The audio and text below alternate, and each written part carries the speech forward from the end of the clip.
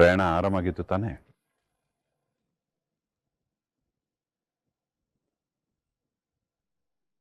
ಯಾಕೆ ಹಾಗೆ ನೋಡ್ತಾ ಇದೀಯ?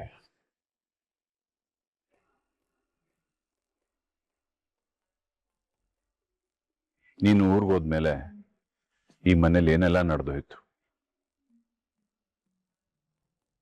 ನನಗೂ ಬೇಜಾರಾಯ್ತು. ಈ ಮಕ್ಕಳು ಯಾಕೆ ಈ ತರ ಮಾಡ್ತಾರೆ ಗೊತ್ತಿಲ್ಲ ಗಿರಿಜಾ. ಹೆತ್ತವರು ಮಕ್ಕಳ ಬಗ್ಗೆ ಅದೆಷ್ಟು ಕನ್ಸು ಕಂಡಿರ್ತಾರೆ. ಆ ಕನ್ಸನ್ನು ಈಡೇರ್ಸಕ್ ಆಗದಿದ್ರು ಪರವಾಗಿಲ್ಲ, ಆದ್ರೆ ಅವ್ರ ಮಾನ ಮರ್ಯಾದೆ ಹರಾಜು ಹಾಕಬಾರ್ದಲ್ವಾ?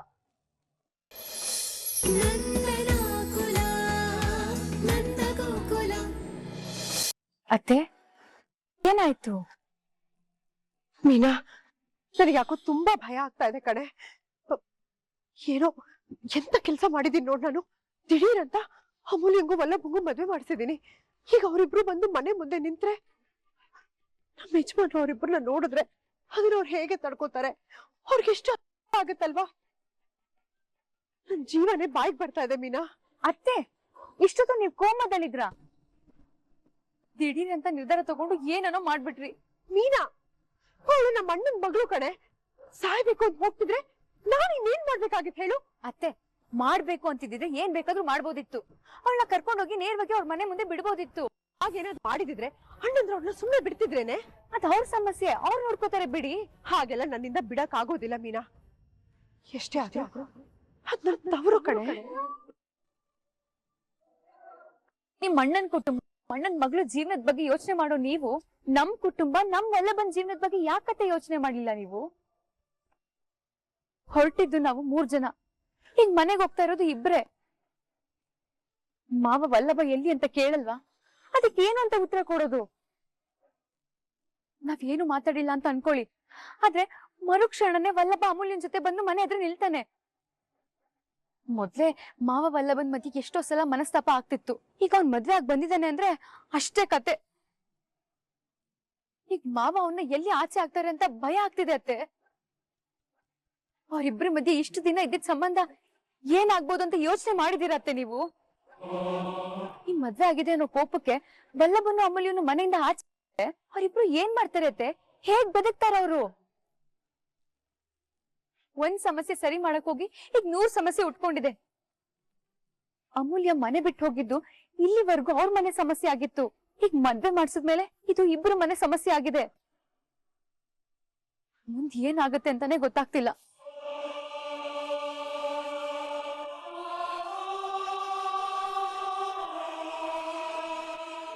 ಅತ್ತೆ, ಅಳ್ಬೇಡಿ ಅತ್ತೆ. ಈಗ ನಡೆದಿದ್ದೆಲ್ಲ ನಡೆದೋಯ್ತು. ಈಗ ಆಗಿದ್ದಂತೂ ಬದಲಾಯಿಸಕ್ ಆಗಲ್ಲ. ಒಂದಂತೂ ನಿಜ, ಈ ವಿಷಯದಲ್ಲಿ ನಾನಂತೂ ನಿಮ್ ಜೊತೆ ಇದ್ದೇ ಇರ್ತೀನಿ.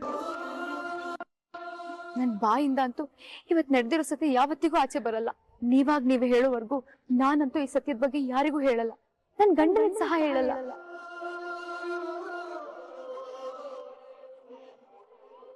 ಯೋಚಿಸ್ಬೇಡಿ ಅತ್ತೆ, ಏನೋ ಒಂದ್ ಮಾಡೋಣ. ಈಗ ಅಳ್ಬೇಡಿ, ಸಮಾಧಾನ ಮಾಡ್ಕೊಳ್ಳಿ. ಸರಿ, ಬನ್ನಿ ಇವಾಗ ಹೊರಡೋಣ.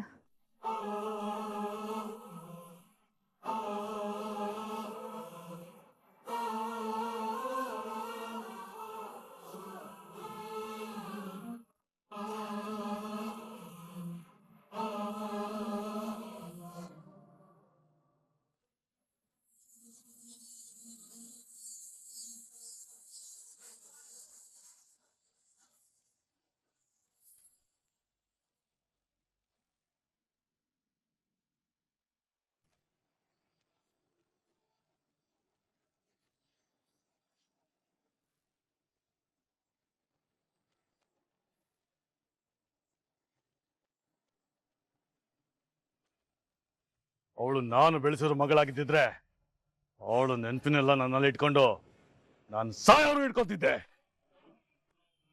ಅವಳು ಯಾವಾಗ ಈ ಮನೆನ ಬಿಟ್ಟು ಯಾವ ಮನೆ ಜೊತೆ ಓಡೋದ್ಲೋ, ಅವಳಿಗೂ ಅವಳ ವಸ್ತುಗೂ ಈ ಮನೇಲಿ ಜಾಗ ಕೊಡಲ್ಲ. ಏಯ್, ಏನು ಮಾತಾಡಬೇಡ ನೀನು. ಅವಳನ್ನೇ ಸಾಯಿಸ್ತಾ ಇದ್ದೀನಿ, ಇನ್ನೊಂದು ನೆನಪುಗಳನ್ನ ಇಟ್ಕೊಂತೀನಾ? ಬೇರ್ ಸಮೇತ ಸುಟ್ಟಾಕ್ಬಿಟ್ಟೆ. ಅವಳ ವಸ್ತುಗಳನ್ನ ಸುಟ್ಟಾಕ್ಬಿಟ್ರಲ್ಲ, ಇಲ್ಲಿಗೆ ನಿಮ್ ಕೋಪನ ಕಮ್ಮಿ ಕಮ್ಮಿ ಮಾಡ್ಕೊಂಡ್ಬಿಟ್ರಿ. ಇದು ಚೆನ್ನಾಗಿರ್ಲಿ ಅಂತ ಮನಸ್ಫೂರ್ತಿ ಹಾರೈಸಿ ಸುಮ್ಮನಾಗ್ಬಿಡೋಣ. ಅದನ್ ಬಿಟ್ಟು ಹೆತ್ತ ಮಗಳನ್ನೇ ಸಾಯಿಸೋ ಯೋಚನೆನ ಮನಸ್ಸಿನಿಂದ ಬೇರೆ ಸಮೇತ ಕಿತ್ ಹಾಕ್ಬಿಟ್ರಿ. ನನ್ನ ನಿರ್ಧಾರ ಬದಲಾಗಲ್ಲ ಕಲಾ. ಇಡೀ ಊರ್ ಮುಂದೆ ನಮ್ಮ ಮನೆತನದ ಗೌರವನ ಸಾಯ್ಲೇಬೇಕು. ನೀವೆಲ್ಲ ಸಾಯಿಸೋ ನಿರ್ಧಾರ ಇಷ್ಟು ಸುಲಭವಾಗಿ ತಗೊಂಡ್ಬಿಟ್ಟಿದ್ದೀರಾ. ಆದ್ರೆ ನಾನು ನನ್ನ ಹೆತ್ತ ಕರುಳು ರೀ, ನನ್ನ ಬಗ್ಗೆನೂ ಯೋಚನೆ ಮಾಡ್ರಿ. ಅವಳ ಪ್ರಾಣ ಭಿಕ್ಷೆನ ನನಗ್ ಕೊಡ್ರಿ ಅಂತಿದ್ರಿ. ಆ ದೇವ್ರವಳಿಗೆ ಅಲ್ಪ ಆಯುಷು ಕೊಟ್ರೆ ಯಾರೇನ್ ಮಾಡಕ್ಕಾಗತ್ತೆ? 30 ವರ್ಷಗಳ ಹಿಂದೆ ಗಿರಿಜನ ಆಚೆ ಹಾಕದ್ಮೇಲೆ ಅವಳು ನನ್ನ ಪಾಲಿಗೆ ಸತ್ಲು ಅನ್ಕೊಂಡು ಇಲ್ಲಿವರೆಗೂ ನಾನು ಚಂದ್ರು ಬದುಕಿಲ್ವಾ? ನೀನು ಹಾಗೆ ಅಭ್ಯಾಸ ಮಾಡ್ಕೋ. ನಿನ್ನ ಮಗಳು ನಿನ್ನ ಜೀವನದಲ್ಲಿ ಒಂದು ಕೆಟ್ಟ ಕನಸು ಅಂತ ಮರ್ತು ಬಿಡು. ಅವಳು ಇಷ್ಟು ಸುಲಭವಾಗಿ ಮರ್ತು ಬಿಡೋದಕ್ಕೆ ಅವಳು ಈ ಮನೆಗ್ ಬರೋ ಆಗಾಗ ಅತಿಥಿ ಅಲ್ಲ ರೀ. ನಾನು ಹೆತ್ತ ಮಗಳು ರೀ, ಈ ಮನೆ ದೀಪ ರೀ. ಅವಳು ಈ ಮನೆ ದೀಪ ಅಲ್ಲ, ಈ ಮನೆ ದೀಪನ ಆಚರೋ ಕೆಟ್ಟ ಉಸಿರೋಳು.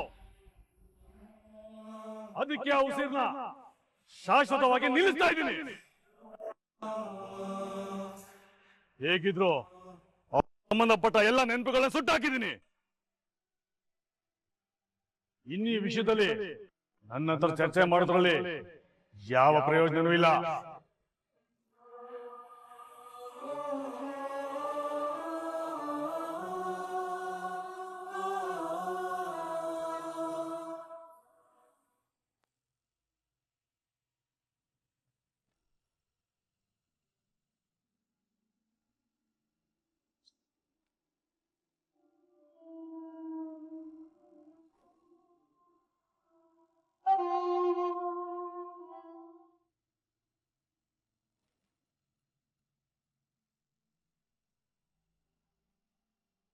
ನೋಡಿದ್ಯಾ ಮೀನಾ, ನಾನೇನಾದ್ರೂ ಈ ನಿರ್ಧಾರ ತಗೊಳ್ದೆ ಹೋಗಿದ್ದಿದ್ರೆ ಇವತ್ತಮ್ಮನು ಆ ಬೆಂಕಿ ಇರೋ ಜಾಗ ಛೆ ಬಿಡ್ತು. ನಾನು ಯಾಕೆ ಈ ತರ ಮಾತಾಡ್ತಿದ್ದೀನಿ? ಅದಕ್ಕೆ ಮೀನಾ ಅಮ್ಮಗೂ ವಲ್ಲಭಂಗೂ ಮದುವೆ ಮಾಡಿಸಿದ್ದು.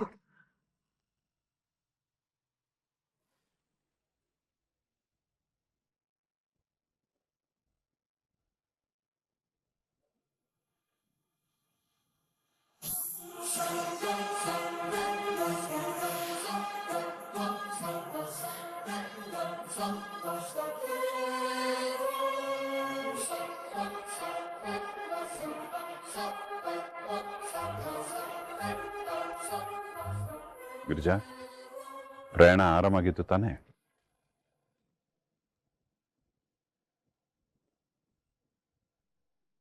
ಯಾಕೆ ಹಾಗೆ ನೋಡ್ತಾ ಇದೀಯ?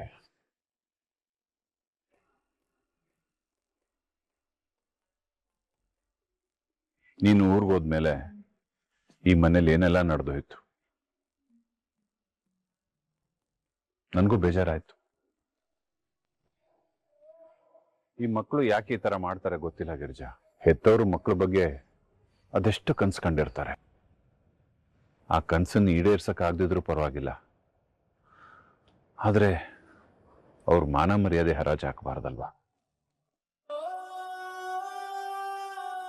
ನಿಜವಾಗ್ಲೂ ಈ ವಿಷಯದಲ್ಲಿ ಮಾಡಿದ ತಪ್ಪು ಗಿರಿಜಾ.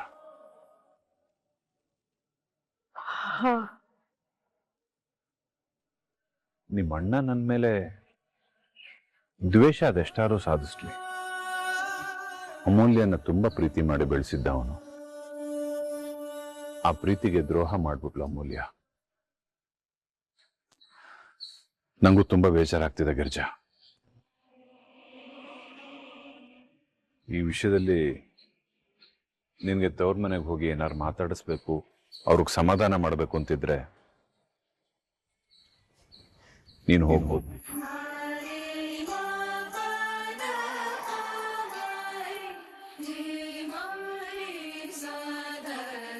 ನಂದೇನು ಅಭ್ಯಂತರ ಇಲ್ಲ.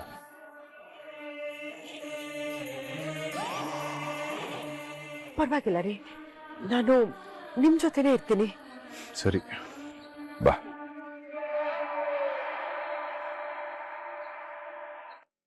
ಅದ್ ಸರಿ, ವಲ್ಲಭ ಇಲ್ಲಿ?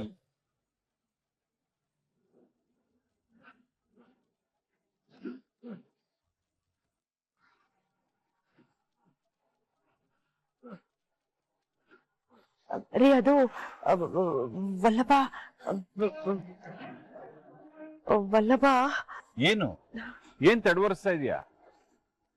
ಮಾವ ಅದು ವಲ್ಲಭಂಗೆ ಅರ್ಜೆಂಟ್ ಕಾಲ್ ಬಂತು, ಕಾಲೇಜಿಗೆ ಬರ್ಬೇಕು ಅಂತ. ಅದೇನೋ ಪ್ರಾಜೆಕ್ಟ್ ವರ್ಕ್ಗೆ ಸಬ್ಮಿಟ್ ಮಾಡಕ್ಕೆ ಇವತ್ತೇ ಲಾಸ್ಟ್ ಡೇಟ್ ಅಂತೆ. ಅದಕ್ಕೆ ಅವನು ಆಗ್ಲೇ ಹೋದ. ಅದಕ್ಕೆ ನಾನು ಅತ್ತೆ ಇಬ್ರೇ ಬಂದ್ವಿ.